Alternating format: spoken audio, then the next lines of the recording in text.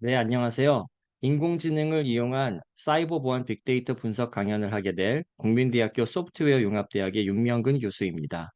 네, 본 강연에서는 사이버 보안 분야에서 연속적으로 지속적으로 발생되는 빅데이터, 예를 들면 보안 장비가 공격을 탐지하고 발생시키는 알람 데이터라든지 아니면 네트워크 장비나 서버 장비가 발생시키는 로그들, 그런 빅데이터들을 실시간으로 분석하기 위해서는 제한된 사람의 인력과 그리고 자원으로는 불가능해졌습니다.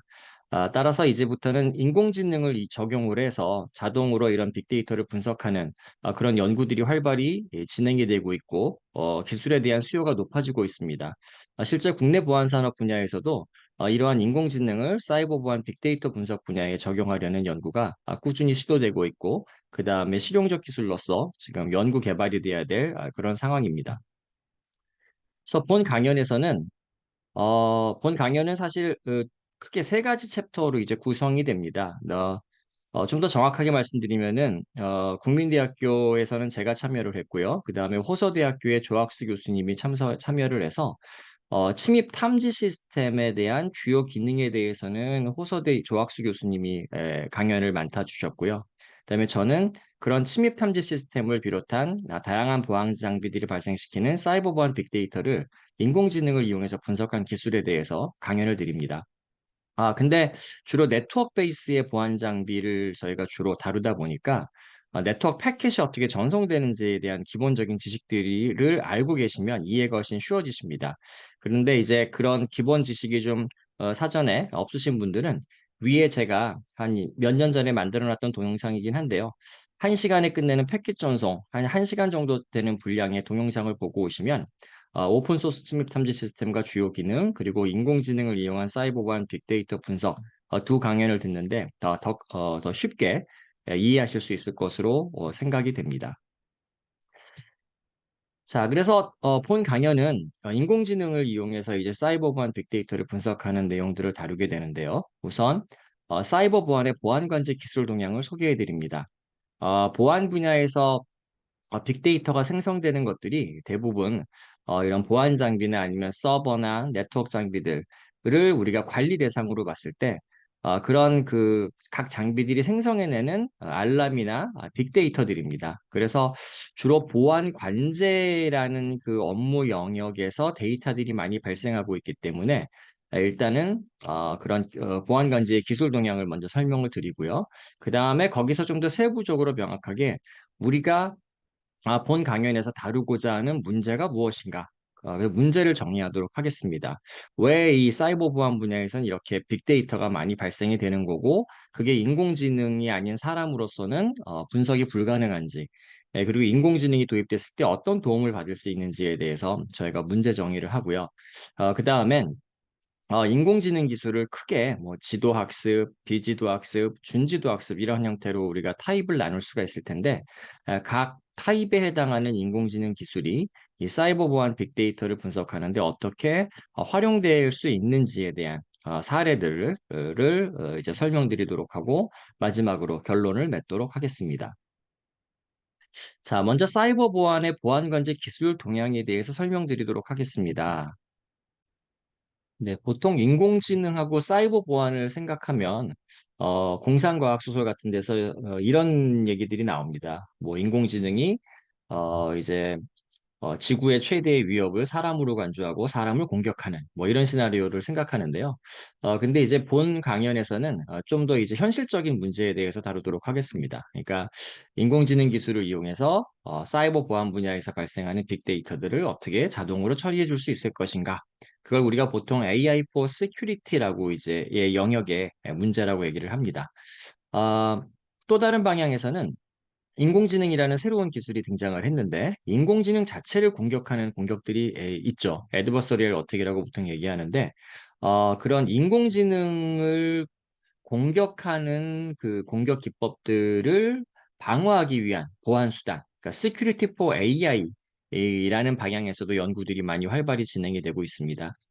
본 강연에서는 AI for Security 쪽에 좀 더 집중을 하고요. 그리고 좀 더 구체적으로 AI for SOC, 그래서 SOC는 Security Operation Center라고 우리가 얘기를 하고요. 한국에서는 보안 관제 센터라고 많이 이제 이름을 붙였습니다. 원래는 보안 운영 센터가 맞겠지만은 한국에서는 통상적으로 예전부터 보안 관제라는 용어가 많이 쓰였기 때문에 보안 관제 센터라고 하는데 보안관리센터에서 발생되는 빅데이터들을 AI 기술로 분석하는 그 AI for Security에 대해서 본 강연에서는 주로 집중해서 설명을 드리도록 하겠습니다.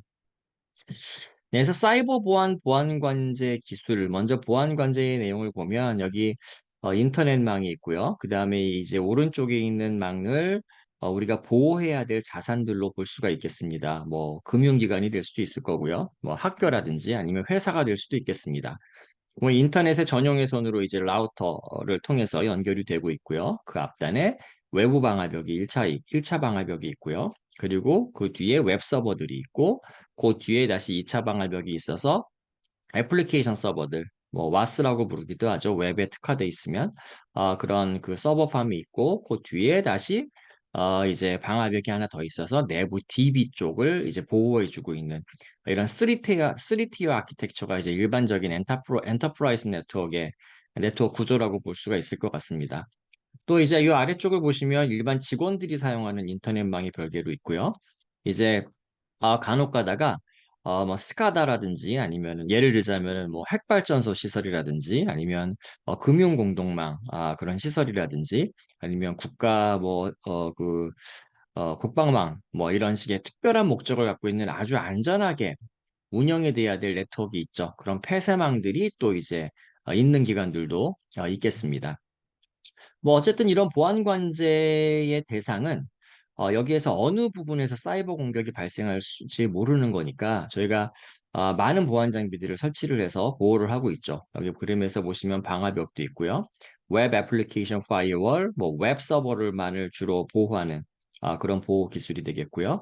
그 다음에 내부적으로는 무슨 뭐 DB 보안이라든지 아니면은 일반 직원들의 그 PC에도 요즘은 뭐 백신을 비롯해서 무슨 이메일 보안 솔루션이나 아니면은 EDR 엔드포인트 디텍션 앤 리스폰스라고 하는 그런 다양한 보안 기술들이 적용이 되어 있을 겁니다. 자, 이제 중요한 거는 보안 장비를 설치하는 것도 중요하지만 그 다음이 더 중요하죠. 그래서 각 보안 장비들이 사이버 공격을 탐지하고 하거나 이상 징후를 발견하게 되면 보안 장비들이 이제 메시지 또는 이제 알람이라고 불리우는 그런 작은 메시지를 발생을 하게 되고요. 그게 이제 수도 없이 많이 쌓이다 보면은 빅데이터를 형성을 하게 됩니다. 실제로 현재 나와 있는 네트워크 기반의 침입 탐지 시스템이나 침입 방지 시스템을 이런 네트워크에 설치를 하고 튜닝을 안 하게 되면 정말 네트워크 속도가 어느 정도 규모가 되는 사이트라면은 뭐 한 1분에 한 뭐 1000건 이상의 이 알람이 공격 시도들이 이제 탐지가 되는 경우가 수두룩합니다. 물론 그 1000건이 다 공격은 아니고요. 그 중에 상당 부분은 우리가 소위 얘기하는 오탐, false positive, 공격은 아닌데 공격으로 이제 잘못 탐지하고 있는 경우들이 굉장히 많은 거죠. 자, 그래서 이 사이버 보안 분야는 아주 예전부터 빅데이터가 이제 형성이 되고 있었습니다. 빅데이터란 단어가 제대로 정의되기 이전인 한 20년 전부터 이제 데이터의 양이 너무 많았고요. 이거를 이쪽에 보시면 이제 SOC가 있네요. SOC에서 보안 장비들로부터 발생된 데이터들을, 알람들을 이 중앙 집중 시스템으로 모아오고요. 여기 보시면은 ESM 또는 SIEM 또는 SOA라고 불리우는 이런 중앙 센터 DB 시스템이 있습니다. 그래서 이쪽에 보안 장비들이 이상적으로는 보안 장비들이 아니면 서버들이 아니면 우리 내부 직원들의 PC에 있는 보안 소프트웨어가 탐지하는 이벤트들 또는 얼럿을 이 센터로 다 가져오게 되고 센터에서 이제 사람이 분석을 해야 되는 거죠. 그게 가장 이상적인 구조이긴 한데 이 데이터의 양이 너무 많다 보니까 그 데이터들을 사람들이 다 보지 못하고 있습니다. 어느 정도로 그 사람의 그 인적 자원과 발생하는 빅데이터 간의 괴리가 크냐 하면 보통 하루에 발생되는 그 이벤트의 양이 뭐 적게는 100건에서 많게는 뭐 수만 건, 수십만 건이 될 겁니다. 근데 보통 하나의 이벤트를 보안관제 요원 한 명이 분석하는데 20분 정도가 소요된다고 얘기를 합니다. 그러니까 도저히 사람의 리소스만으로는 이 데이터를 분석을 해서 이 데이터 분석이 중요한 이유는 그 데이터들을 이렇게 보고 있으면 사이버 공격이 지금 발생하고 있구나, 내지는 어딘가 지금 문제가 발생을 하고 있구나라는 걸 우리가 파악을 할 수가 있는데 그 파악할 수 있는 사람의 수가 압도적으로 적기 때문에 이제 문제가 이제 발생을 한다라는 거죠. 그래서 실제로 지금 많은 보안 회사들이 집중하고 있는 부분들도 보안 장비 자체가 어떤 공격 시도를 막거나 탐지하는 것도 중요한데 그렇게 탐지되는 건수가 오탐을 포함해서 너무나 많다 보니까 거기에서 정말 어떤 게 더 우리가 집중적으로 봐야 될 위험한 상황인 것이냐를 판별해주는 기술이 있으면 참 좋겠는데 자동화된 기술을 이제 사람들은 지향하겠죠. 근데 이제 그런 자동화된 기술을 만들기 위한 시도가 지난 20년 동안 꾸준히 있었습니다. 근데 쉽지 않았고 잘 만들어지지 않았다라는 거죠. 그러다가 이제 2016년에 알파고가 바둑에서 사람을 이기면서 사람들이 이제 새로운 희망을 갖게 됐습니다. 인공지능이구나. 인공지능 기술을 써서 한 20년, 30년 동안 이 보안 분야에서 풀리지 않았던 보안 빅데이터들을 자동으로 분석하는 역할을 이 인공지능 기술한테 맡기면 되겠구나라고 사람들이 이제 희망을 갖게 되고 그 기술을 계속해서 만들고 있습니다. 그래서 뭐 초창기에 한 2, 30년 전에 매니지드 시큐리티 서비스라고 불리웠던 관제 기술이 그다음에 ESM. ESM은 주로 이제 데이터들을 중앙에 수집하는 거에 그 방점을 두어놓은 기술이고요. 그다음에 SIM, 데이터들을 검색할 수 있는 기술까지 나오게 되고 최근에는 SOA, Security Orchestration, Automation and Response라고 하는 여기서 이제 오토메이션이 들어갔다는 얘기가 여기 이 역할을 AI가 해주기를 사람들은 많이 바라고 있는 거죠. 그래서 소아 기술이 지금 활발하게 연구가 되고 일부 회사들은 자기네들이 소아를 구현했다라고 해서 제품으로 팔고도 있습니다. 물론 이제 그 기대치가 만족스러운 정도가 사람들의 기대치를 완전히 다 충족시켜 주지는 못하고 있는 걸로 파악이 되고 있고요. 그래서 이 기술들이 계속해서 인공지능이나 아니면 빅데이터 분석과 연계가 돼서 사이버 보안의 데이터 분석이 앞으로 점점 더 중요해질 것으로 이제 예상이 됩니다. 자, 국내 사정을 좀 더 이렇게 들여다보면요. 우리나라는 예전부터 보안관제센터들이 되게 활발하게 구축이 됐고 중요한 역할을 담당을 했었습니다. 그래서 국내 42개 부문보안관제센터, 이건 벌써 한 2년 전 자료이긴 한데요. 대략 한 50개 정도 되는 부문보안관제센터가 있을 거고요. 우리나라의 주요 산업 분야별로 예를 들면 금융 분야나 통신 분야나 뭐 과학기술 분야나 교육 분야나 에너지 분야, 그 각 부문을 관리하고 있는 관제센터들이 다 운영이 되고 있고요. 그리고 이제 보안관제 전문 기업들도 나름대로 보안관제 서비스를 제공하고 센터를 구축해서 업무를 수행 중에 있습니다. 또 정보통신기본보호법에 명시되어 있는 아이삭이라고 하는 기관들도 이제 아주 오래전부터 보안관제센터로서의 역할을 하고 있고요. 어느 정도의 규모가 되는 회사들은 다 사내 보안관제센터를 지금 운영하고 있는 상황입니다. 결국 굉장히 많은 보안 관제 센터만 하더라도 몇십 개, 몇백 개가 되는 상황이고요. 각 센터들이 지금 다 똑같은 문제를 겪고 있는 겁니다. 사이버 보안 관련된 보안 장비들이 생성해내는 빅데이터를 빨리, 이상적으로는 실시간에 분석해서 공격에 대응할 수 있는 그런 체계를 갖추고 싶어 한다라는 거죠. 실제로 이 연구 쪽 논문을 보더라도요. 예전에는 사이버 보안 관제에 관련된 연구 논문이 많이 발표되지가 않았었습니다. 워낙 보안 관제라는 게 좀 폐쇄적으로 운영됐던 업무이기도 했고요. 그리고 보안 관제의 데이터셋을 대학들이 가져다가 이렇게 연구하는 게 쉽지 않은 상황이었습니다. 근데 지금 화면에 보시는 것처럼 한 2018년부터 2016년이 이제 알파고가 나왔으니까요. 그 2017년, 18년 이때 이제 미국의 주요 대학들은 보안관제센터들과 미국의 보안관제센터들과 협력을 해서 데이터를 가져와서 연구를 해서 굉장히 좋은 논문들, 유명한 논문들을 발표하고 있는 상황입니다. 점점 이렇게 보안관제 그리고 보안관제에서 나오는 빅데이터를 처리하고 분석하는 거에 대한 신기술을 만들어서 발표하는 논문들과 특허들이 점점 지금 많아지고 있는 추세입니다. 자, 그래서 이제 사이버 보안 분야에서 데이터가 너무 많이 생성이 되고 거기에 오탐이 많이 발생이 되어 있기 때문에 거기서부터 정말 옥석을 가리는 이런 자동화 기술이 꼭 필요한 상황이다라는 걸 이제 설명을 드렸고요.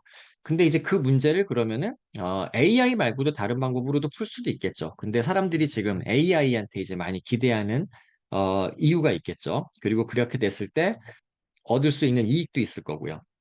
그래서 일단은 AI를 이용을 해서 이 보안 관제의 빅데이터를 분석하는 것을 해결하려는 문제, 그 자체에 대해서 좀 정의를 하고 넘어가도록 하겠습니다. 말씀드린 것처럼 데이터가 너무 많은데 분석할 사람은 모자란다.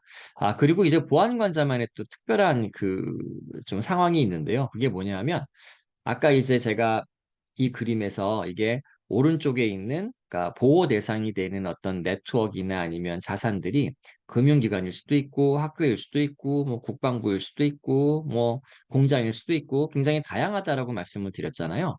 그 기관별로 하나하나마다 다 자기들만의 특수한 상황에 처해져 있습니다. 그래서 무슨 얘기냐면 어떤 보안 관제 빅데이터가 특정 사이트에서 발생을 했다면은 그거와 같은 패턴으로 다른 사이트에서 똑같이 발생하는 게 아닙니다.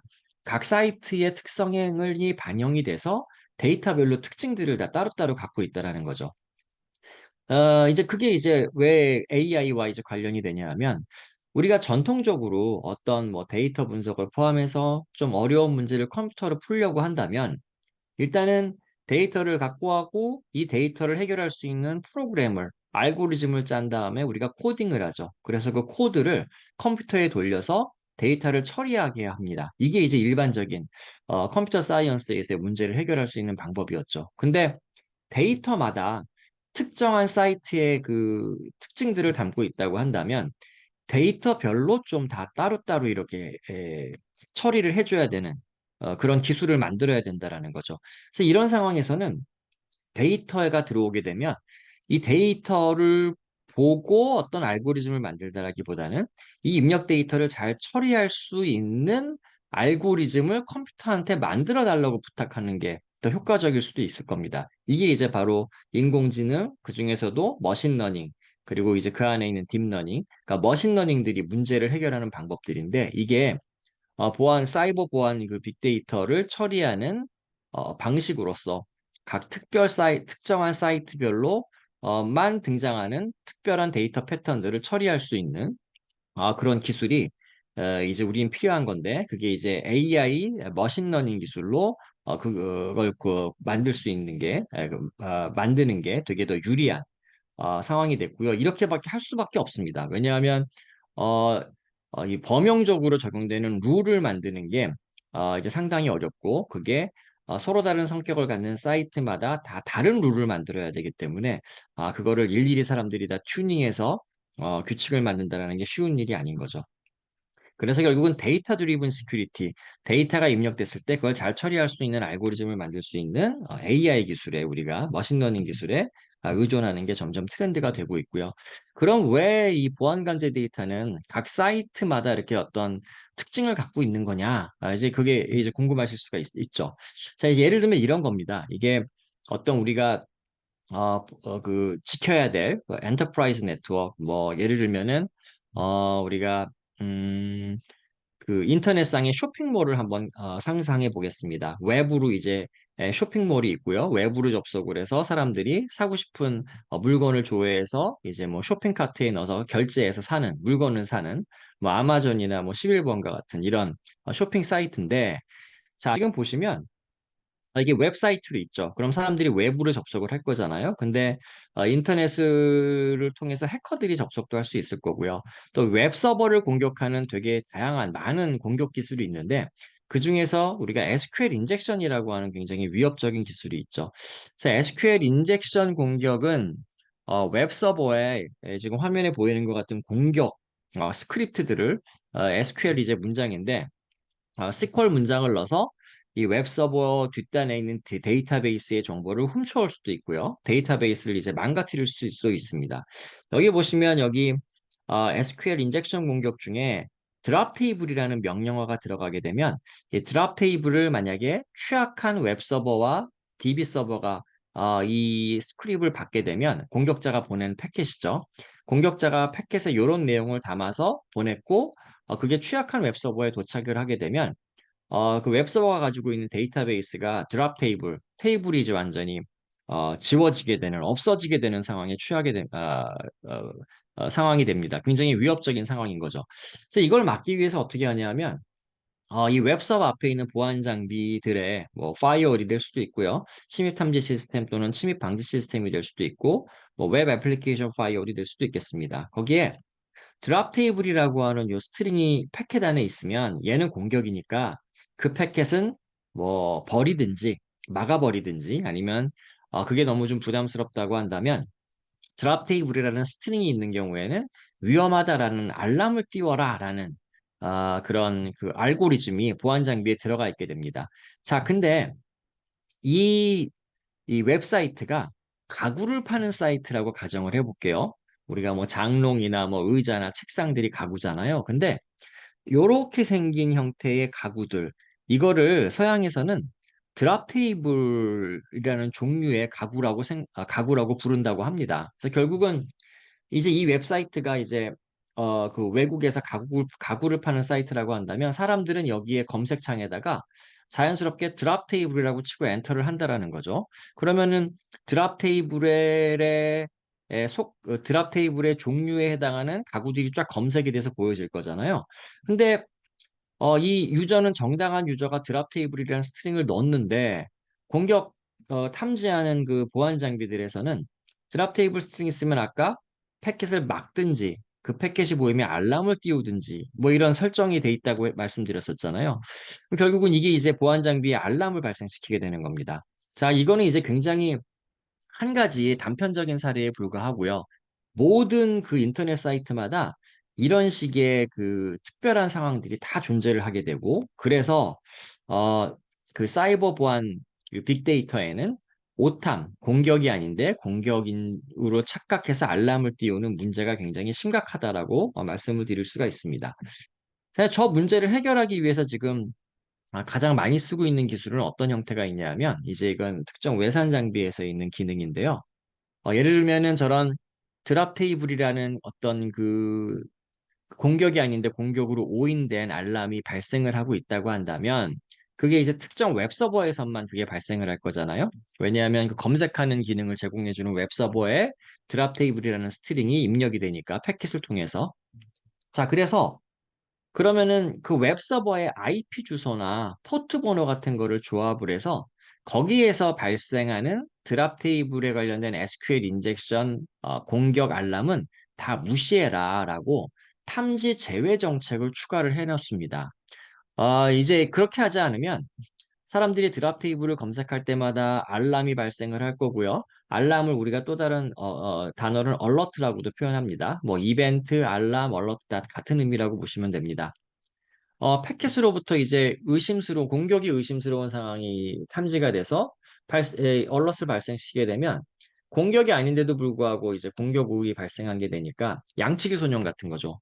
그러니까 이제 늑대가 나타났다 했는데 실제로 나타나지 않았죠. 그걸 여러 번 반복하니까 그다음부터는 사람들이 정말 늑대가 나타나서 늑대가 나타났다라고 했는데 반응을 안 하게 된다. 그게 이제 양치기 소년의 우화잖아요. 그게 이제 사이버 보안, 이 빅데이터 분석 분야에서 벌어지고 있는 현상입니다. 자, 그래서 이렇게 특정 IP 주소와 특정 이벤트명, 지금 이 상황에서는 SQL 인젝션이 이벤트명이 되겠죠. 얘를 조합을 해서 여기에서 발생하는 이벤트들은 그냥 발생시키지 마라라고 이제 설정을 해놓는다라는 거죠. 그럼 이제 어떤 문제가 발생하느냐? 정말로 그 웹서버에 대해서 그 웹서버의 IP에 대해서 정말 드랍 테이블 공격이 SQL 인젝션 공격이 발생을 하게 되면 못 잡게 되는 거죠. 공격을 당하게 되는 겁니다. 자, 그래서 결국 여기서 우리에게 필요한 기술은 뭐냐면 조금 더 정교하게 공격을 탐지하고 그 다음에 탐지된 공격에 대해서 뭐 예외 설정을 해줄 수 있는 기술이 있으면 참 좋겠는데 그걸 일일이 사람이 보안관제 요원이 수작업으로 하려다 보니까 너무 힘들고요. 도저히 감당해낼 수가 없겠죠. 자, 그래서 지금 이 그림이 나타내는 건 뭐냐면은 현재 스테이트 오브 디 아트, 현재 최고 기술은 Intrusion Detection System이나 Intrusion Prevention System, 뭐 합쳐서 그냥 IDPS라고 표현했는데요. 침입, 탐지 또는 침입 방지 시스템들이 SQL 인젝션 공격을 드랍 테이블을 탐지하게 되면 이벤트를 발생한다고 말씀드렸는데 그 중에 대다수는 공격이 아닌 거죠. 까만색입니다. 비나인이고요. 아주 소수의 공격이 빨간색으로 속해져 있는데 지금처럼 우리가 그냥 IP 주소와 이벤트 네임을 가지고 걔를 다 발생시키지 마라라고 하게 되면 다 발생을 안 하게 되니까 빨간색이 걸러져 버려서 잘못 걸러지는 거죠. 이제 사람한테 가지 못하니까 문제가 발생이 되는 거죠. 자, 그래서 이제 이 현상을 보면 이게 이제 alert name이 X축이고 IP 주소가 Y축이라고 한다면 이 하나하나가 우리가 alert 이벤트라고 본다고 한다면 여기 이렇게 섞여 있는 겁니다. 빨간색에 검정색이, 빨간색과 검정색이요. 이걸 분간할 수 있는 방법이 우리한테는 없는 거죠. 근데 여기에서 우리가 만약에 좀 더 부가적인 정보들을 우리가 알아낼 수 있다면 여기 새로운 Z축이 이제 생기게 되는 거죠. 여기선 이제 의미하는 게 침입 탐지나 침입 방지 시스템들이 드랍 테이블이라는 스트링을 발견하게 되면 그걸 가지고 알람을 띄운다고 말씀드렸잖아요. 그때 그 드랍 테이블이라는 스트링을 가지고 있는 패켓의 내용을 하나 덤프 띄워서 추가적인 정보로 저희에게 줍니다. 보통 패켓 하나가 한 1500, 1600바이트 정도 되죠.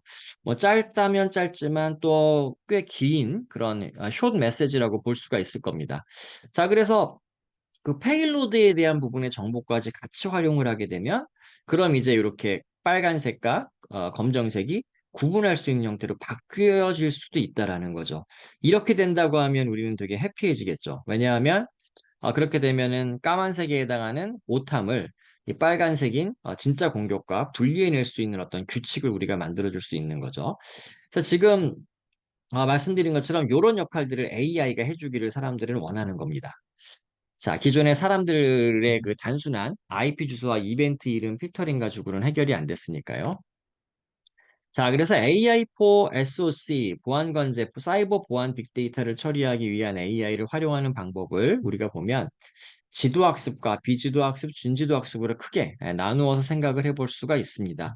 먼저 이제 아래 그림부터 보시면, 그래서 지금 현재 사이버 보안에서 우리가 보안 기능들 아니면 보안 장비의 설정들을 하고 있는 관례들을 보면 먼저 공격 기법이 알려지게 되면 그 데이터를 가지고 와서 이제 보안 전문가들이 분석을 해서 탐지 규칙, 시그니처라고 불리우죠. 라는 규칙을 만들게 됩니다. 아까 같은 경우에는 이제 드랍 테이블이라는 스트링이 되겠죠. 그래서 그 탐지 규칙 시그니처 스트링을 보안 장비에 설정을 해놓고 그럼 걔가 이제 그다음부터는 단순하게 스트링 매칭으로 공격을 잡는 거잖아요. 근데 말씀드린 것처럼 오타 문제가 발생을 하게 되죠. 실제로 드랍 테이블이라는 가구를 파는 사이트에서는 공격이 아닌데 공격으로 알람이 발생한 거죠. 이런 얼럿 파티그 문제가 발생을 하게 되고요. 또 반대로 미탑 문제도 발생하게 됩니다. 뭐냐면 이제 공격자 입장에서 드랍 테이블이라는 스트링을 잡고 있네. 근데 나는 다른 이름으로 다른 커맨드를 주어서 공격을 성공시키는 방법을 알아. 그럼 다른 커맨드를 넣겠죠. 드랍 테이블이 아닌 다른 스트링을 넣어서 공격자는 공격을 성공시키는데 우리의 보안 장비는 드랍 테이블만 탐지하게끔 만약에 설정이 돼 있다고 한다면 그런 공격을 못 잡을 거잖아요. 그런 공격은 우리가 또 미탐이라고 부릅니다. 그러니까 잡아야 되는데 못 잡은 거죠. 폴스 네거티브에 해당이 되고요. 위에 오탐은 잡지 말아야 될 거 잡았으니까 폴스 파지티브라고 우리가 부르게 됩니다. 그래서 오탐 문제는 일반적으로 얼럿 파티그 문제를 일으키게 되고요. 미탐 문제는 뭐 APT나 제로데이 공격과 이제 연결이 돼서 비싼 보안 장비를 설치했지만 사이버 공격을 막지 못하는 문제가 되죠. 발생하게 되죠. 그래서 오탄 문제를 해결하기 위해서는 주로 지도학습 관련된 AI 기술이 많이 연구가 됐고요. 미탄 문제를 해결하기 위해서는 비지도학습 관련된 AI 기술이 많이 연구가 됐습니다. 그리고 최근에는 지도와 비지도의 중간에 있는 준지도학습에 대한 AI 기술들도 많이 각광을 받고 있습니다. 그래서 준지도학습 같은 경우에는 일단은 업무량을 감소시키는데 이제 활용을 할 수가 있습니다. 자, 그래서 다시 한번 정리를 해보면 AI 기술 중에 지도학습, 비지도학습, 준지도학습으로 나누었을 때 자, 지도학습 같은 경우에는 데이터에 라벨이 이제 붙어 있는 거죠. 그럼 저희가 그걸 가지고 입력 벡터를 먼저 만들죠. 예를 들면은 침입 탐지 시스템에서 발생한 이벤트라고 한다면 거기서부터 이제 피처를 반영할 수 있는 벡터를 만들어야 될 거고요. 뭐 방화벽이라 데이터라고 한다면 또 다른 형태의 어떤 입력 벡터를 우리가 만들어야 되고 여기에 이제 도메인 전문가의 이제 주관적 지식이 많이 들어가게 되는 거죠. 딥러닝 같은 경우에는 이제 raw 데이터를 그러니까 원본 데이터만 넣게 되면 거기서부터 이제 딥러닝이 그 가장 이상적인 벡터를 이렇게 찾아주는 표현 학습을 진행한다라고 이제 얘기를 보통 많이 하죠. 자, 어쨌든 벡터를 만들어주고요. 그 다음에 그거를 가지고 지도학습 같은 경우에는 라벨이 있으니까 학습 데이터를 가지고 지도학습 모델을 만들게 됩니다. 그래서 공격이냐 아니냐를 탐지한다. 또는 어떤 파일이 입력이라고 한다면 이 파일이 악성 코드다 아니다를 탐지한다라고 한다면 이제 두 개 중에 하나를 분류하는 거니까 이진 분류기 모델이 되고요. 뭐 악성 파일이 뭐 패밀리 타입이 한 100개인데 100개의 패밀리 타입 중에 어디에 선택 포함이 된다라는 거를 판별한다면 이제 다중 분류기 모델이 되겠죠. 반면에 이제 비지도 학습 같은 경우에는 입력 베타를 먼저 클러스터링을 하고요. 그 다음에 비지도 학습 모델을 이제 만들어서 주로 이상 탐지하는 데 많이 사용을 합니다. 그러니까 예를 들면 뭐 침입 탐지 이벤트라고 한다면 실제 공격이 아니었던 것들만 모아서 걔네들만을 이제 학습 데이터로 써서 그럼 이제 그 특성을 AI 모델이 학습을 할 수 있으니까 그 특성을 갖고 있지 않는 녀석이 들어왔다 입력 데이터로. 그럼 얘는 내가 학습 때 봤던 공격이 아닌 데이터들, 그러니까 정상 데이터죠. 공격이 아닌 데이터들에서 벗어난 타입을 가지고 있네. 그러니까 얘는 뭔가 좀 의심스러워. 이게 이제 이상 탐지인 거죠. 이렇게 이제 비지도 학습 모델로 이상 탐지 기능을 구현을 할 수가 있고요. 최근에 이제 등장한 준지도 학습 같은 경우에는 라벨의 일부만 존재하는 겁니다. 그래서 입력 벡터 바꾼 다음에 그다음에 클러스터링을 하고요. 그다음에 여러 클러스터가 이제 생성이 됐을 텐데 그 중에서 몇 개를 분석을 해서 이제 몇 개는 이제 라벨을 알고 있으니까 알고 있는 라벨과 같은 라벨 타입이다라고 이제 가정을 하고 이제 라벨을 확대해 주는 효과를 발생을 하기 위해서 업무의 양을 감소시키는 준지도 학습 모델로 우리가 활용을 할 수가 있습니다. 자, 그래서 보안 빅데이터가 지금 앞에 사례에서는 제가 침입 탐지 시스템, 침입 차단 시스템에 이제 SQL 인젝션 공격을 예로 들었지만 데이터의 종류가 굉장히 다양합니다. 예를 들면 사실은 제일 유명한 거는 사이버 보안 분야에서는 데이터로서 유명한 거는 요거일 거예요. 악성 코드 데이터 셋. 그래서 이제 악성 코드 파일과 정상 파일들, 뭐 윈도우즈 시스템을 한다 그러면 우리가 보통 P 파일을 많이 쓰죠. 그래서 악성 P 파일, 그 다음에 이제 정상 P 파일. 요즘 같은 경우에는 또 문서형 악성 코드도 많으니까 악성 PDF 파일, 정상 PDF 파일 이런 것들을 라벨이 붙어져 있는 데이터셋을 확보한 다음에 이중 분류기, 지도학습으로 만들 수가 있을 거고요. 또 침입 탐지 같은 경우도 아까 같은 경우에 이제 라벨이 완벽하게 있는 경우에는 지도학습 모델 만들 수가 있고요. 지금 이 주요 AI 기술은요. 악성 코드 데이터를 분석하기 위해서 항상 지도학습 모델만 쓰느냐? 절대 아니죠. 비지도학습도 쓸 수 있고요. 준지도학습도 쓸 수 있습니다. 근데 여태까지 좀 많은 사람들이 연구했던 방향은 요런 이 AI 기술을 적용하는 걸 많이 연구했다라는 의미에서 적은 거고요. 절대적으로 예를 들면 침입 차단 데이터셋, 침입 차단의 방화벽의 로그는 항상 비지도 학습만 적용하느냐? 절대 그렇지가 않죠. 지도 학습도 적용할 수 있고요. 준지도도 적용할 수 있습니다. 네트워크 플로우도 이제 비지도 학습을 다 적용할 수는 있지만 다양하게 그 중에서도 비지도 학습 모델을 많이 적용을 했고요. 보면 이제 데이터의 양이 굉장히 많아서 우리가 라벨을 확보하기가 어려운 상황, 침입 차단 시스템이나 네트워크 플로우 같은 경우에는 극단적으로는 패켓별로 이제 이 데이터가 하나씩 생성이 되니까 정확하게는 세션이죠. 네트워크 세션. 데이터 양이 어마어마합니다. 그래서 걔네들을 다 라벨 붙이는 게 어려우니까 이런 상황에서는 일반적으로 비주도 학습이 많이 그동안 연구가 됐고요.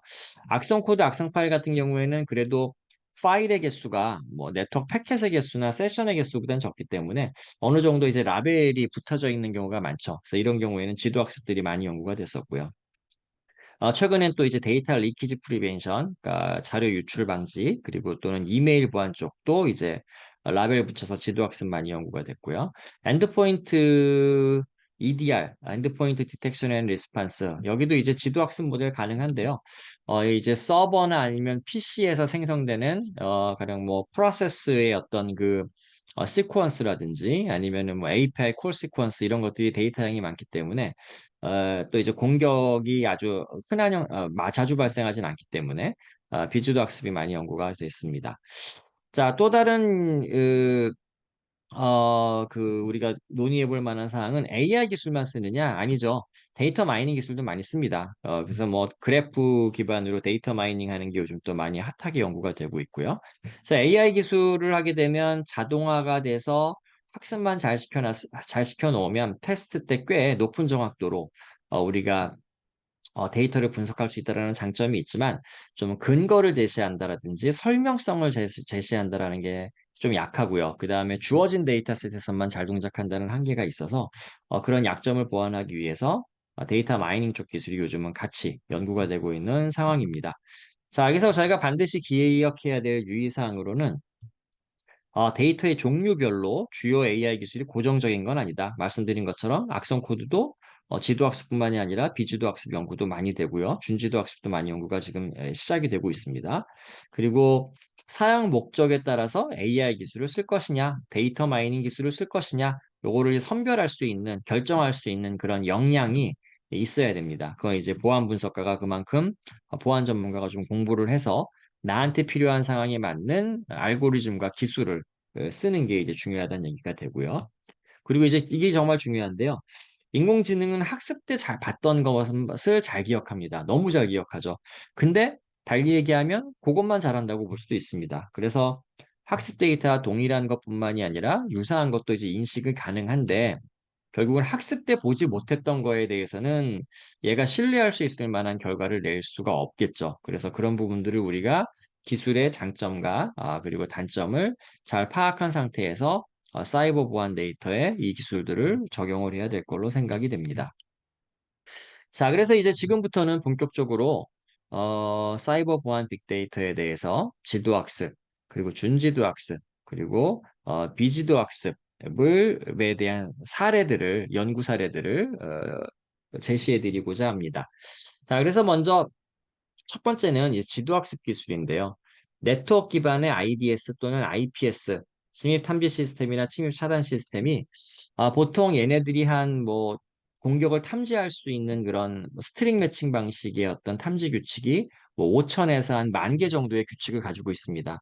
그러니까 앞서 설명드렸던 그 드랍 테이블이라는 스트링, 그걸 가지고 저희가 공격을 탐지하는 거잖아요. 그런 식의 규칙이 한 5천에서 10,000개 정도 있다고 보시면 됩니다. 그래서 이제 그런 식으로 네트워크 기반의 IDS나 IPS가 왔다 갔다 하는 패킷을 전수조사를 해서 거기에서 이제 요 단어가 이제 포함되어 있으니까 공격으로 탐지를 한 거고요. 그리고 그 패킷을 이제 우리에게 알람을 띄울 때 패킷을 딱 붙여줘서 정보를 알려준 거죠. 자, 그럼 이제 이걸 가지고 얘는 공격이다라고 이제 라벨이 붙어 있을 겁니다. 그러면 얘를 먼저 벡터로 만들어야 되겠죠. 그 인공지능 모델에 학습시키기 위해서는. 그래서 일단은 이걸 벡터로 만드는 방법이 굉장히 여러 가지가 있을 수 있을 텐데요. 이건 지금 사실은 바이너리가 아니고 텍스트잖아요. 그러니까 사람이 눈으로 봤을 때, 게시구, 웹 리소스라는 디렉토리 밑에, JS라는 디렉토리 밑에, 그 다음에 뭐 쭉 가가지고 뭐 이런 베리어블 값이 뭐 요렇고, 뭐 이런 것들을 우리가 볼 수가 있습니다. 그러니까 파싱이 되는 거죠. 이런 경우에 이제 이거 HTTP 문법인 거죠.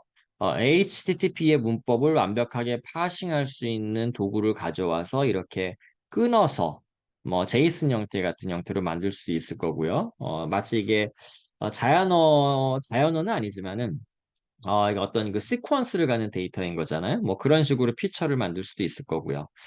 또는 이제 NLP 파서 좀 더 완벽한 파식은 HTTP의 모든 문법을 고려한 완벽한 파식은 아니지만 NLP 파서 같은 걸 대충 적용해서 이 슬래시하고 그 다음에 요 스페이스 공백 문자에서 얘네들을 원본 스트링을 이렇게 끊을 수가 있겠죠. 토커나이제이션을 하게 되면 그럼 이제 아래와 같은 형태로 이제 바뀌게 되는 거죠.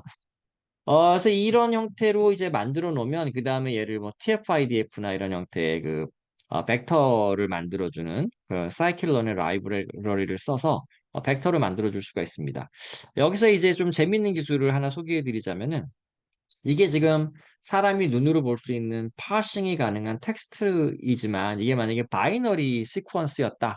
그럼 이제 걔네들도 우리가 벡터로 만들어야 될 거잖아요. 근데 그게 잘 상상이 안 되잖아요. 어떻게 벡터를 만들면 좋을지. 그때 이제 Content Defined Chunking이라는 기술이 있습니다. 이게 원래 스토리지 쪽에서 중복된 데이터를 찾아서 걔네들을 중복 제거를 해서 스토리지를 효과적으로 쓰게 해줄 수 있는 기술인데요. 이게 파일이 주어졌을 때, 얘도 지금 어떻게 보면은 파일이랑 스트링이라는 게 결국은 바이트의 시퀀스인 거잖아요. 그 바이트의 시퀀스가 주어졌을 때, 이걸 이 롤링 해쉬를 써서 가령 뭐 롤링 해쉬인데 뭐 윈도우 사이즈를 한 뭐 10으로 했다라고 한다면 앞에서부터 10바이트씩 서브 스트링을 만들어서 그 서브 스트링을 입력으로 넣어서 함수 값을 이제 계산을 합니다. 그래서 그 함수 값을 계산했을 때 함수 값을 뭐 모듈러 100 했을 때 0이 되면 그러니까 나누기 100으로 했을 때 0이 되면 거기서 이렇게 끊는 거죠, 이렇게. 결국 그렇게 되면 이 사이즈 10짜리 윈도우에 10개의 바이트를 보고 거기에서 얘를 끊을지 말지를 결정하게 되는 알고리즘이 됩니다. 그래서 결국은 이 부분적인 어떤 그 스트링 값에 의해서 이 끊기는 지점들이 이제 결정이 되게 되는 거죠. 그래서 두 개의 파일이 예를 들면 파일 1번하고 파일 1번 다시하고가 있는데 두 개가 다 똑같은 파일인데 다시 같은 경우에는 맨 앞에 1바이트가 뭐 어떤 뭐 쓰레기 값이 붙었다라고 가정을 해보겠습니다. 자, 요런 경우에 만약에 파일 1과 파일 1 다시에 암호학적 해시 값을 계산을 해본다고 해볼게요. 뭐 SHA-256 같은 거 계산할 수가 있겠죠. MD5나 MD5는 쓰면 안 되지만 그래서 만약에 SHA-256 값을 계산하게 되면 파일 1과 파일 1 다시의 SHA-256 값은 전혀 다른 값이 될 겁니다. 왜냐하면 앞에 1바이트가 다르잖아요, 여기가. 그래서 이제 SHA-256 같은 경우에는 두 개의 스트링이 파일이 1비트만 달라도 전혀 다른 값들이 나오게 되니까요. 근데 이렇게 컨텐트 디파인드 청킹을 쓰게 되면 파일 1과 파일 1 다시가 각각 이런 식으로 끊기게 됩니다. 그래서 이제 끊기는 각각의 하나의 단위를 우리가 청크라고 부르는데요. 첫 번째 청크는 값이 다를 거예요. 왜냐하면은 이 C0하고 C0 다시는 이 앞에 1바이트가 붙어 있으니까 첫 번째 청크는 값이 다르지만 두 번째 청크부터는 같은 값이 나오게 됩니다. 왜냐하면 첫 번째 청크가 끊기고 난 지점, 그 이후부터는 완전히 값이 같기 때문이죠. 자, 그래서 이렇게 각 청크를 계산한 다음에 이 각각의 청크를 우리가 하나의 토큰으로 생각을 해요. 그 다음에 이제 이걸 가지고 우리가 벡터를 만들게 되면 두 개의 벡터가 아주 비슷한 값이 이제 생성이 될 수가 있겠죠. 뭐 벡터를 만들 때는 뭐 피처 해싱이나 이런 기술을 쓰면 되는데 자 그래서 이런 식으로 비슷한 내용이 비슷한 벡터가 되게끔 뭐 이제 데이터를 가공을 해주게 되면, 뭐 실제로 이제 이걸 우리가 네트워크 패킷에 적용을 해보면, 요 앞에 실제 얘처럼 이게 이제 파일 1 다시가 패켓, 패켓 다시라고 생각을 했을 때, 두 개의 내용이 비슷해요. 그러니까 맨 앞에 1바이트만 다르다. 그럴 경우에는 첫 번째는 값이 다르게 나오지만 두 번째부터는 값이 이제 똑같은 걸로 나오는 거를 실제로 확인해 볼 수가 있습니다. 패켓 레벨에서도요. 자, 그래서 이제 이런 식의 어떤 그 IDS, IPS의 그 데이터가 패켓인데 그 패켓을 우리가 벡터로 만들어줬다. 그래서 그 벡터를 뭐 그 다음에 무슨 뭐 딥러닝 모델이 됐든지 아니면 뭐 랜덤 포레스트 같은 전통적인 머신러닝 모델이 됐든지 뭐 XG 부스트 같은 게 됐든지 간에 이렇게 모델에 넣어주고 지도 학습을 하게 되면 이게 지도 학습이 되죠. 왜냐하면 지금 이 녀석이 공격이다라는 라벨이 붙어 있으니까요. 또 다른 이벤트 같은 경우에는 걔는 이제 공격이 아니다라고 라벨이 붙어 있겠죠. 자, 이제 이렇게 되면은 라벨이 있기 때문에 정오탄 분류가 되는 분류기가 만들어질 수 있습니다. 그래서 꽤 높은 정확도를 자랑을 하게 되는데 저희가 실험을 실제로 보안관제센터의 데이터를 가지고 실험을 여러 번 해봤는데 굉장히 정확도가 높게 나옵니다. 근데 이제 이 기술의 한계는 어, 학습 때 봤던 데이터와 뭐 모든 AI 기술의 근본적인 한계이긴 하지만 동일한 분포, 동일한 패턴으로 나오는 그 데이터에 대해서는 잘 동작을 합니다. 그 무슨 말씀이냐면 뭐 SQL 인젝션 공격 타입을 우리가 학습 데이터에 가지고 있었다. 그럼 그거에 대해서는 굉장히 정확도가 높아요. 근데 학습 데이터에 만약 뭐 크로스 사이트 스크립팅이 없었다. 근데 이제 테스트 데이터 때는 크로스 사이트 스크립팅 데이터가 갑자기 나온다. 이러면 이제 그거에 대해서는 속수무책으로 엉뚱한 결론을 내게 됩니다. 자, 그래서 이런 AI 기술을 우리 사이버 보안 분야에 적용을 할 때에는 이거 굉장히 중요할 수 있는데요. 예외 처리하는 부분이 반드시 전처리기 또는 후처리기로 만들어져야 됩니다. 그래서 이런 경우에는 학습 데이터에서 우리가 봤던 이벤트 이름들, 아까 제가 이제 SQL 인젝션을 예로 들었죠. 그 이벤트 이름이 나오면은 AI가 그래도 정확하게 예측을 할 수 있으니까 걔는 AI가 예측한 결과를 우리가 믿고 따르면 됩니다. 근데 학습 때 보지 못했던 공격 타입인데 테스트 때 나왔다. 근데 이제 그걸 우리가 이제 알 수 있잖아요. 학습 때 보지 못했던 그 이벤트 이름이라는 거를. 그걸 알 수 있게 만드는 별도의 그 예외 처리 모듈을 저희가 짜줘야 되는 겁니다. 스크립으로. 그래서 학습 때 보지 못했던 이벤트 이름이었다라고 한다면, 그러면 걔는 AI한테 예측하게 하면 안 되는 거죠. 그럼 결국은 그거는 사람이 분석해야 되는데, 상당히 귀찮아지기는 하지만, 그래도 AI가 무책임하게 예측하게 하는 건 우리가 막을 수가 있을 거고요. 반면에 학습 때 봤던 이벤트 네임에 대해서는 AI한테 자동으로 예측을 하게 하면 되니까 거기에 대해서는 또 자동화 효과를 우리가 볼 수가 있는 거죠. 자, 그래서 이거를 좀 더 극단적으로 이런 정확도를 한 단계 더 끌어올리고 싶다라고 하면 이런 트릭을 쓰셔도 도움이 됩니다. 실제로 이제 AI 쪽에서도 out of bound 문제, 그러니까 학습 때 못 봤던 데이터인데 테스트 때 등장하는 경우에 이걸 어떻게 처리할 거냐가 이제 굉장히 중요한 문제 이슈가 됩니다. 그래서 이제 사이버 보안도 똑같아서요. 이제 이 모델이 예측을 하게 될 때 가령 0에서 1 사이의 값으로 얘를 마지막 숫자를 주게 되면 우리가 이 값이 뭐 0.5 이상인 경우에는 얘가 공격으로 판단한다. mallicious한 걸로 본다. 0.5 이하는 이하는 얘는 좀 비나인 안전한 걸로 본다. 뭐 이렇게 우리가 보통 우리가 지도 학습을 많이 설계를 하죠. 학습을 특히 딥러닝 학습시키거나 할 때. 자, 요때 요 중간에 완충 지역을 만드는 겁니다. 그러니까 뭐냐면 특히 이제 딥러닝 모델 같은 경우에 학습 데이터가 좀 잘 제대로 갖춰져 있다라고 하고 라벨이 정확하게 매겨져 있다라고 가정을 하면 어 모델이 1에 가까운 값을 출력하는 경우, 가령 뭐 0.99, 아니면 0에 가까운 값을 출력하는 경우, 뭐 0.001, 이런 경우에는 모델이 틀리지 않을 가능성이 높아요. 반면에 0.5 왔다 갔다 하는 값으로 예측할 때에는 좀 많이 틀립니다. 그래서 이 모델의 예측이 0.5 플러스 마이너스 뭐 세타 정도에 해당하는 값에 해당이 되면 얘는 모델이 좀 자신 없어 하는 것 같아. 얘는 믿지 말고 그냥 사람이 분석하자라고 한다면 사람이 분석해야 될 양은 늘어나게 되지만 모델을 믿고 있다가 이제 그 모델이 틀리는 그로 인해서 이제 발생하는 문제는 막을 수가 있는 거죠. 예를 들면 공격이 아닌데 모델이 공격이다라고 하면 이제 사이버 공격이다라고 결론이 나면은 되게 일이 커지죠. 사람들이 투입돼서 실제 분석도 해야 되고 뭐 포렌식도 해야 되고 하잖아요. 그 위험을 막을 수가 있고요. 그 다음에 이제 실제 공격인데 모델이 공격이 아니라고 했어. 이건 더 큰 일인 거죠. 그럼 이제 공격이 당하는 거죠. 그래서 이런 문제들을 리스크를 좀 줄일 수가 있는 거죠. 반면에 이 완충 지역 때문에 사람이 투입돼서 사람이 분석해야 될 이벤트의 개수는 많아지니까 좀 수고는 늘어나는 거고요. 그걸 이제 여기 보면 커버리지라는 개념으로 지금 설명을 하고 있습니다. 자, 그 다음에 이제 준지도 학습 적으로 한번 넘어가 볼게요. 그래서 이건 아주 최근에 나오고 있는 연구 결과들입니다. 준지도 학습에 대한 부분이요. 자, 지금 보면 보안 데이터라는 게 악성 코드도 그렇고, 뭐 보안 관체 침입 탐지 데이터도 그렇고요.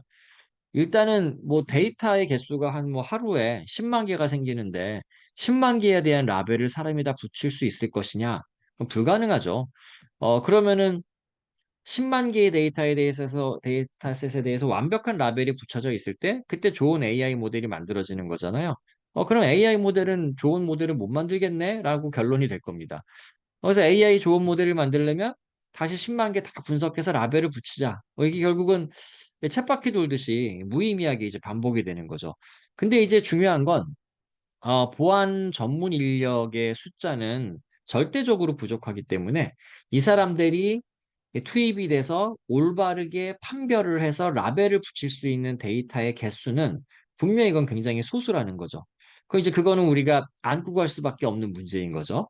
자, 그렇다고 한다면 처음부터 완벽한 라벨이 붙여져 있는 데이터셋을 확보한다라는 것 자체가 어려운 문제이기 때문에 그러면은 어 부분적으로라도 아주 뭐 전체의 그 데이터가 한 10만 개라면 그중에 한 100개 정도의 데이터에 대해서는 정확한 라벨을 확보할 수 있다.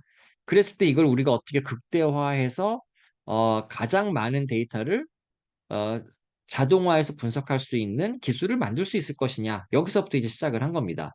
그래서 이제 아이디어 자체는요. 이제 어떤 그 데이터가 주어졌을 때, 뭐 앞이랑 똑같이 우리가 침입 탐지 데이터라고 가정을 해볼게요.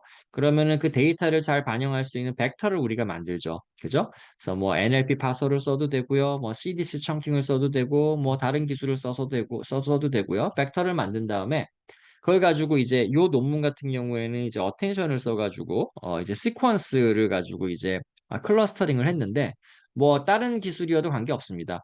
벡터를 잘 만들어 놓고 걔네들을 가지고 이제 이렇게 클러스터링을 하게 됩니다. 그러면 유사한 내용을 갖는 애들끼리는 이렇게 같은 클러스터로 묶이게 되죠. 자, 이제 여기서가 중요한데요.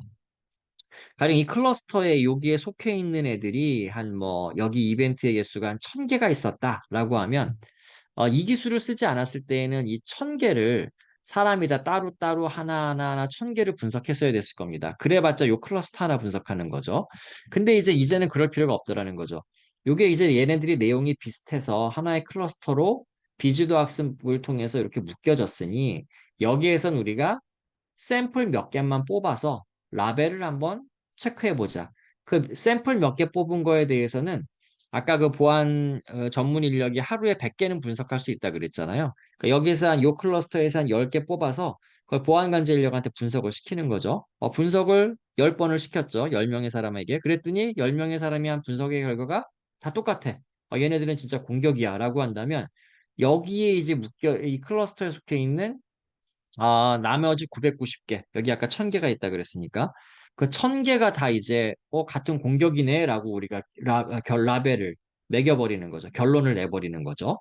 자, 이렇게 되면은 결국은 분석할 수 있는 그 데이터의 개수는 100개로 한정돼 있지만 옛날 같았으면은 클러스터링을 하지 않았고 준지도 학습을 쓰지 않았다면 100개밖에 분석 못 하는 거잖아요. 근데 이제는 그 100개 분석한 거를 요 주요 클러스터 위주로 샘플을 뽑아서 분석을 시키고 그 결과를 다시 이 전체 이 각각의 클러스터에 반영을 하게 되니까 최소의 노력으로 그러니까 100개만 분석했지만 실제로는 한 10만 개 중에 한 뭐 9만 9천 개 분석한 효과가 나게 할 수가 있는 거죠. 결국 이 업무량을 어마어마하게 감소시켜 줄 수 있는 기술로서 우리가 준지도 학습이 요즘 많이 각광을 받고 있습니다.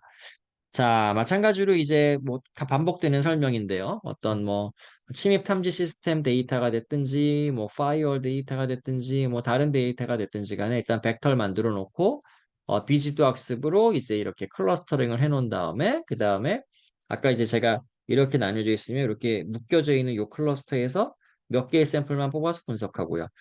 그러니까 여기에서도 밑에 왼쪽 아래에서도 몇 개만 분석을 하고 그러니까 아직은 분석하기 전에는 얘가 파란색으로 공격이 아닌 안전한 상황인지 빨간색이어서 진짜 공격인 건지 알 수 없는 거죠. 근데 이제 몇 개 샘플씩을 뽑아보고 이제 알 수가 있는 거죠. 근데 이게 항상 잘 되느냐?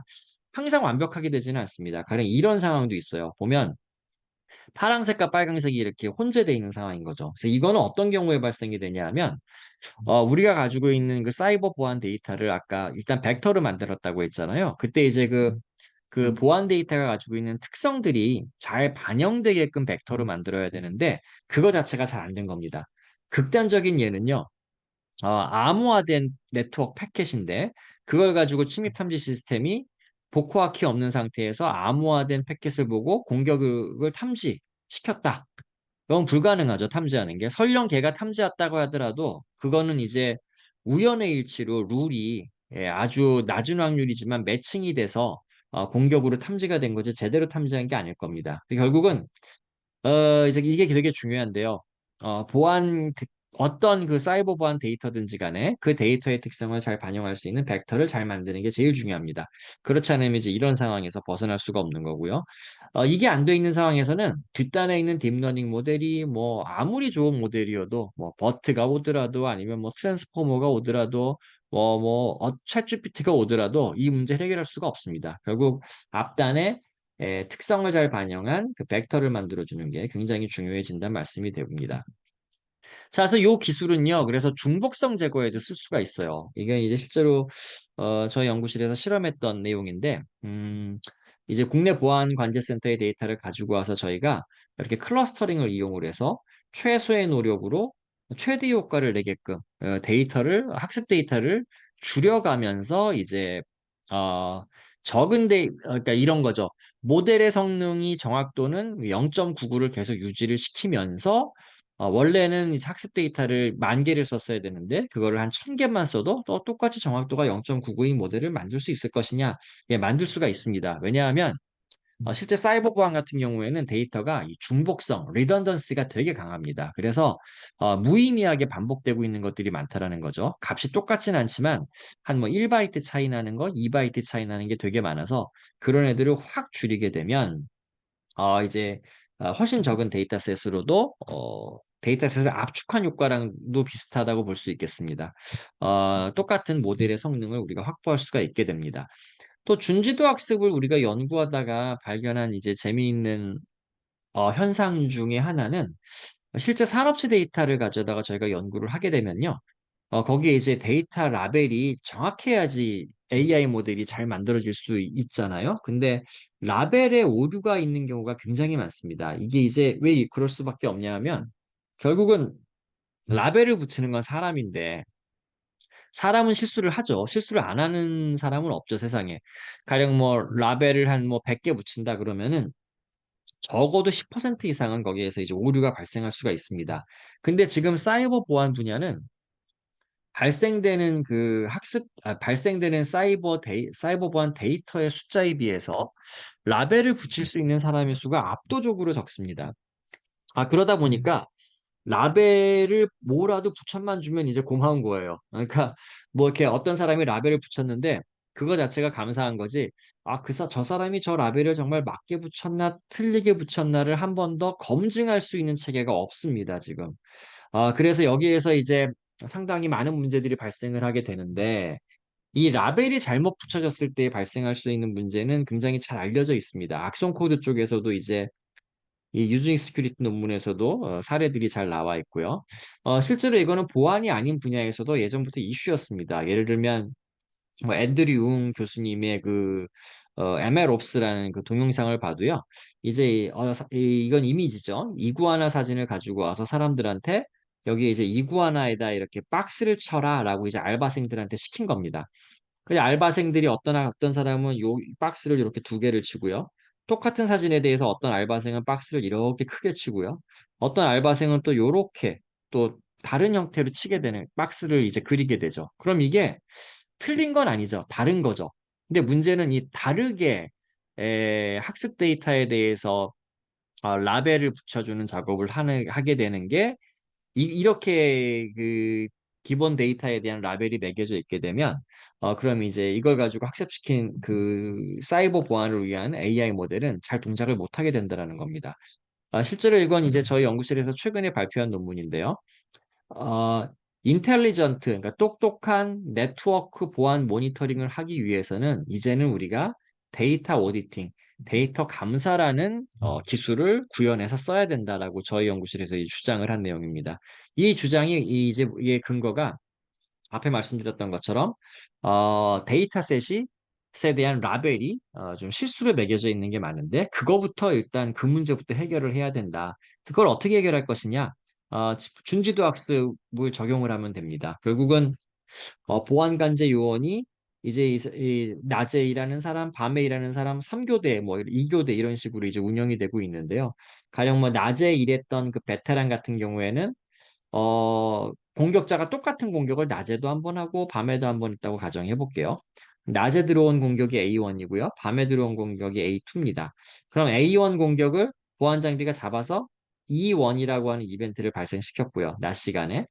밤 시간에는 똑같은 보안 장비가 공격을 잡아서 E2라는 이벤트를 발생시켰습니다. 그러니까 기본적으로 E1하고 E2는 이벤트가 같거나 거의 똑같거나 뭐 그러겠죠. 같은 보안 장비가 같은 공격을 보고 탐지한 거니까요. 근데 이 이벤트에 대해서 라벨을 붙여줘야 될 관제 요원은 낮에 근무하는 사람과 밤에 근무하는 사람이 다르죠. 그러니까 이제 그 두 사람의 스킬도 다르고요. 뭐 사건을 바라보는 시각도 다르고. 그래서 어떤 이 낮에 일했던 사람은 이 원을 야 이거 공격이야, 트루 파지티브야라고 라벨을 붙였는데 밤에 근무했던 사람은 이거를 폴스 파지티브, 이거 공격 아니야라고 라벨을 붙인 거죠. 그래서 옛날 같은 경우에는 이게 그냥 최종 결론으로 내려져서 이 그냥 이 스토리지에 저장이 됐고요. 나중에 이 스토리지에 있는 데이터를 가지고 와서 라벨이 붙어져 있으니까 슈퍼바이즈드 러닝 AI 모델을 만드는데 이 데이터셋이 쓰였던 거죠. 근데 이제 그렇게 되면 모델 입장에서는 E1하고 E2가 너무너무 비슷하거나 똑같은데 한 번은 공격이라 그러고 한 번은 공격이 아니라 그러고 그럼 이제 얘는 학습 모델이 제대로 학습이 될 수가 없겠죠. 그래서 이거 문제를 해결하기 위해서는 간단합니다. 이제 이 원을 낮에 누가 넣어놨는데 밤에 이제 E2를 넣게 되면 그 E2를 이 클러스터링해서 그 E2 주변에 각각 어떤 클러스터에 속하는지를 체크하는 거죠. 근데 밤에 일했던 사람이 E2에 대해서 얘는 공격이 아니야라고 넣었는데 낮에 이미 들어와 있던 데이터는 이게 공격이야라고 라벨이 돼 있다. 준지도 학습 같이 비슷하게 클러스터링을 통해서 라벨을 우리가 대조해 보면 알 수 있겠죠. 그러면 얘는 E2를 다시 분석해라라고 이제 이 시스템이 이제 리젝트하게 되는 거죠. 리젝이라기보다는 한 번 더 분석해라라고 이제 알람을 알려주게 되는 거죠. 자, 그렇게 되면은 이제 한 번 더 검증 절차가 들어가게 돼서 이제 문제가 해결이 될 수가 있겠죠. 자, 그 다음에 이제 마지막으로 비지도 학습에 대한 부분입니다. 그래서 비지도 학습은 그냥 짧게 넘어가겠습니다. 여기는 라벨이 없는 상황이고요. 특히 이제 그 요즘 같은 경우에 네트워크 패킷이 암호화가 많이 되기 때문에 네트워크 IDS가 실제로 공격 탐지를 잘 못하는 그런 상황입니다. 그래서 이런 경우에는 패킷의 내용을 보는 것보다는 패킷의 뭐 헤더 값이나 아니면 패킷의 개수나 아니면 패킷과 패킷 사이에 인터 얼라이벌 타임이나 이런 것들을 피처로 잡아서 요런 애들인 거죠. 15차원 벡터를 만들어서 이제 이상 탐지 모델을 만드는 형태로 이제 연구를 많이 진행을 하게 됩니다. 그렇게 되면 학습 때 보지 못했던 것들은 뭔가 이상한데 얘네들은 공격 아니야라고 이제 합리적 의심을 할 수 있는 AI 모델을 만들 수 있고요. 그게 이제 비주도 학습 기술로 만들어질 수가 있습니다. 자, 그래서 요거는 이제 그거에 관련된 뭐 피처 엔지니어링 논문인데요. 나중에 한번 여러분들 보셔도 좋을 것 같아요. 자, 그래서 최종적인 결론을 내리도록 하겠습니다. 결론 말씀드리면요. AI 기술을 사이버 보안 분야에 적용하는 거는 이거는 피할 수 없다. 왜냐하면 사이버 보안 분야의 그 데이터는 이미 20년, 30년 전부터 빅데이터였기 때문에 제한된 그 인적 자원, 보안 전문가의 숫자만으로는 절대 분석할 수가 없기 때문에 오토메이션, 자동화된 기술이 필요하게 되고요. 분석을 위한. 분석이 돼야지 이제 실제 사이버 공격을 저희가 탐지하고 대응할 수가 있을 거잖아요. 그러기 위해서 이제 자연스럽게 AI 기술 또는 데이터 마이닝 기술을 써야 되는데 이게 잘못 자칫 AI를 무조건 적용해야 돼. 약간 무분별하게 적용해야 돼. 이렇게 되면 안 되겠죠. 그래서 AI 모델이 어떤 일을 할 수 있는지, 얘가 뭘 잘하는지를 저희가 이제 명확하게 파악을 하고, 문제 해결에 이제 제한적으로 쓰는, 그 지혜가 필요할 걸로 생각이 듭니다. 결국 AI는, 이제 사이버 보안에서 데이터 기반의 알고리즘이고, 문제를 해결하는 도구이지, AI를 쓰는 것 자체가 목적이 될 수는 없으니까요. 그리고 신뢰성과 설명 가능성이 이제 AI 쪽에서도 많이 연구가 되고 있는데 사이버 보안 분야에 적용하기에는 좀 쉽지가 않습니다. 하지만 사이버 보안 분야는 너무 그 판단에 대한 그 판단이 잘못됐을 때 발생할 수 있는 피해가 크기 때문에 왜 그렇게 결론을 내렸는지에 대한 근거를 제시할 수 있는 기술이 같이 연구가 돼서 개발이 돼야 될 것으로 생각이 됩니다. 그리고 이제 AI를 사이버 보안에 적용하려는 연구가 꽤 생각보다 예전부터 시도가 됐었습니다. 그래서 이런 예를 들면 이제 범팩슨이 썼던 Outside the Closed World 이런 논문에 보면 이미 한 10년 전에 AI 기술을 이런 방향으로 쓰면 좋을 것 같아라는 것들이 잘 기술이 돼 있어서 이런 릴레이트 워크나 서베이를 많이 해보시고 그리고 실전 기술을 개발하는데 AI를 잘 활용하는 지혜롭게 활용할 수 있는 연구 그리고 그거를 구현하기 위한 어떤 기술들 개발하는 게 이제 중요한 시점이 된 것 같습니다. 네. 자, 그래서 본 강연은 이 정도로 하고 이제 마치도록 하겠습니다. 감사합니다.